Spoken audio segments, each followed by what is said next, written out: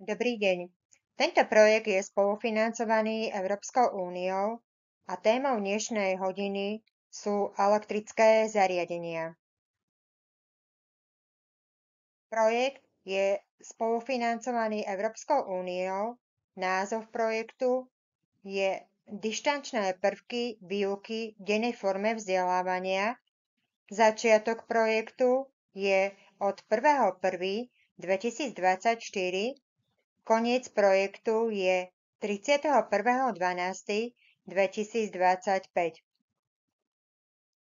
Projekt je spolufinancovaný Európskou úniou. Vyjadrené názory a postoje sú názormi a vyhláseniami autora a nemusia nevyhnutne odrážať názory a stanoviska Európskej únie alebo Európskej výkonnej agentúry pre vzdelávanie a kultúru. Európska únia ani Európska výkonná agentúra pre vzdelávanie a kultúru za ne nepreberajú žiadnu zodpovednosť. Anotácia vzdelávacieho materiálu. Primárne určenie vzdelávacieho materiálu je pre študentov stredných odborných škôl technického smeru. Elektrické zariadenia sú neoddeliteľnou súčasťou nášho každodenného života a majú široké využitie v domácnostiach, priemysle a komerčných aplikáciách. Na tomto snímku máme definované elektrické zariadenia. Elektrické zariadenia sú to vlastne zariadenia, ktoré premieňajú elektrickú energiu na inú formu energie, ako je napríklad teplo, svetlo, mechanickú energiu alebo zvuk. Tieto prístroje môžu byť jednoduché, čiže pracujú na jednoduchom princípe, ako napríklad žiarovky, alebo zložité, a tam patria počítače, priemyselné stroje a iné zložitejšie elektrické zariadenia. Elektrické zariadenia sú aj definované ako zariadenia, využívajúce k svojej činnosti elektrickú energiu. Čiže pracujú na princípe využitia elektrickej energie. Elektrické zariadenia sú zariadenia, ktoré k svojej činnosti alebo pôsobeniu využívajú účinky elektrických alebo elektromagnetických javov. Časti elektrického zariadenia.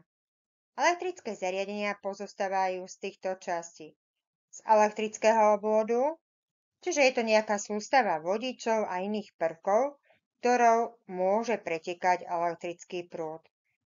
Tento elektrický obvod je vlastne určený na prechodu elektrickému prúdu. Ďalej pozostávajú z elektrickej inštalácie. Je to zostava vzájomne spojených elektrických predmetov a častí zariadenia v danom priestore alebo mieste. Z elektrického predmetu, to je vlastne konštrukčná časť, je to nejaká zostava alebo celok, ktorá sa pripája alebo zapája do elektrického obvodu. Časti elektrického zariadenia. Najdôležitejšia časť elektrického zariadenia je časť, ktorá je určená na vedenie elektrického prúdu. Táto časť elektrického zariadenia sa nazýva živá časť elektrického zariadenia. Živá časť elektrického zariadenia je definovaná ako vodič alebo vodivá časť elektrického zariadenia, ktorá je priamo určená na vedenie elektrického prúdu. Pri normálnej prevádzke je pod napätím vrátanie neutrálneho vodiča N. Vodiče PEN, čiže ochranný vodič, sa nepovažujú za živú časť. Živými časťami môžu byť holé vodiče, prípojnice, svorky, svorkovnice, kontakty a iné časti elektrického zariadenia. Druhá časť elektrického zariadenia je neživá časť elektrického zariadenia. Neživá časť elektrického zariadenia je to vodivá časť elektrického zariadenia, ktorej sa možno dotýkať a ktorá v normálnej prevádzke nie je živá, je bez napätia. Pri poruche, čiže nejakom zlyhaniu základnej izolácie pri skrate, sa však môže stať živou časťou. Medzi neživé časti elektrického zariadenia patria vodivé kostry, kryty elektrických zariadení, prístrojov, strojov a podobné časti, ktoré nie sú určené na vedenie elektrického prúdu. Ďalšou časťou elektrického zariadenia je cudzia vodivá časť. Táto časť elektrického zariadenia je definovaná ako vodivá časť, ktorá nie je súčasťou elektrickej inštalácie a ktorá môže priviesť elektrický potenciál. Zvyčajne je to potenciál miestnej zeme. Medzi cudzie vodivé časti elektrického zariadenia patria kovové potrubia napájajúce technické zariadenia budov, ako voda, plyn, ústredné kúrenie a podobne. Na tejto snímke máme rozdelenie elektrických zariadení podľa účelu. Elektrické zariadenia sa podľa účelu rozdeľujú na silové elektrické zariadenia, oznamovacie elektrické zariadenia, riadiace elektrické zariadenia a zvláštne elektrické zariadenia. Silové elektrické zariadenia sú to elektrické zariadenia slúžiace na výrobu, premenu, prenos a rozvod elektrickej energie a na jej premenu na iný druh energie, na prácu alebo iný druh energie. Využitie elektrickej energie ako formy energie. Ďalšie elektrické zariadenia sú oznamovacie elektrické zariadenia. Sú to elektrické zariadenia slúžiace na prenos, spracovanie, záznam a reprodukciu informácie v akejkoľvek forme. Je to využitie elektriny na prenos alebo spracovanie informácií. Ďalšími elektrickými zariadeniami sú to riadiace zariadenia. Sú to elektrické zariadenia, ktoré slúžia na ovládanie, meranie, riadenie, ochranu, sledovanie a kontrolu ostatných elektrických a neelektrických zariadení. A posledným elektrickým zariadením sú to zvláštne elektrické zariadenia. Sú to elektrické zariadenia, ktoré slúžia na zvláštne účely, iné než zariadenia silové, oznamovacie a riadiace.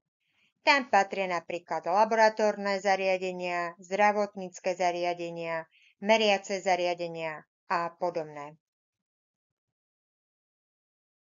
Podľa druhu elektrického prúdu sa elektrické zariadenia rozdeľujú na jednosmerné, sú to elektrické zariadenia určené na jednosmerný prúd, striedavé, sú to elektrické zariadenia na striedavý prúd.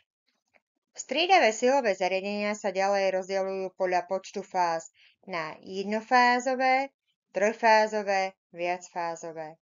Podľa frekvencie napájaceho prúdu sa delia elektrické zariadenia na nízkofrekvenčné, sú to do 60 Hz, strednofrekvenčné od 60 do 100 kHz vrátanie a vysokofrekvenčné od 100 kHz do 300 MHz vrátanie. Na tejto snímke máme tabuľku rozdelenia elektrických zariadení podľa napätia.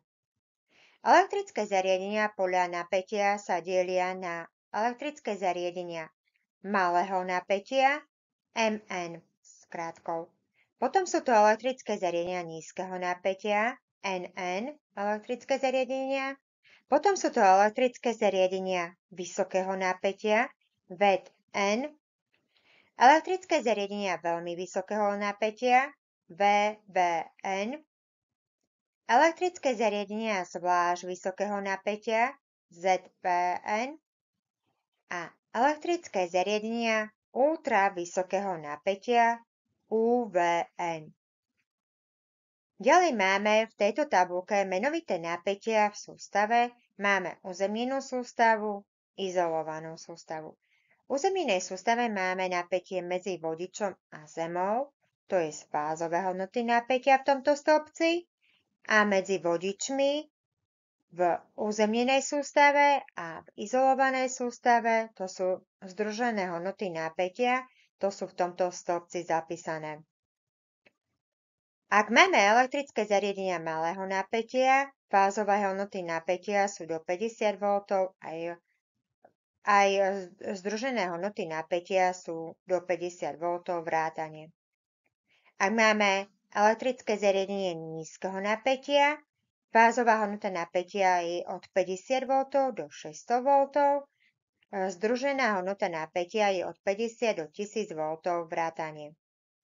Ak máme elektrické zariadenia vysokého napätia, to je od 600 V do 30 kV fázová hodnota napätia a od 1 kV do 52 kV je združená hodnota napätia.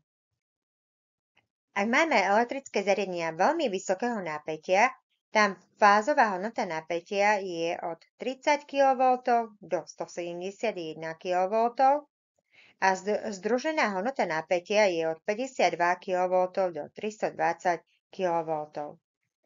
A u elektrického zariadenia zvlášť vysokého napätia je združená hodnota napätia od 300 kV do 800 kV vrátanie a u elektrických zariadení ultra vysokého napätia je združená hodnota napätia nad 800 kV.